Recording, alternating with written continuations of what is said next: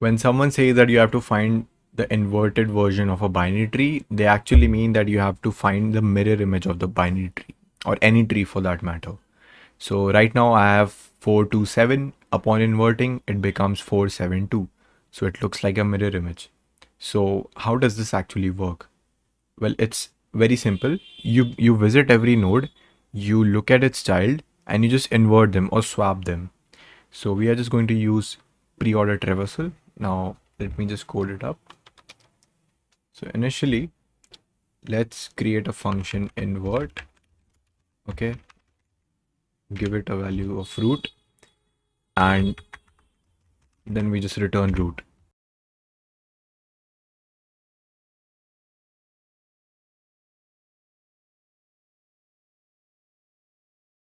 So we are just going to invert the root of the binary tree and then just return the root.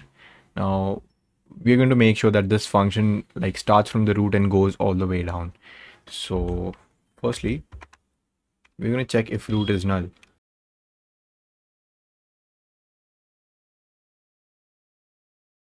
Now the next thing to do is just swap its left and right nodes. So you just do swap.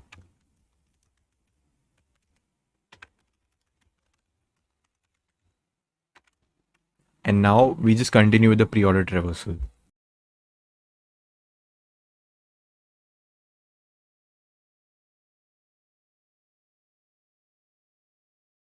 Now if I run this,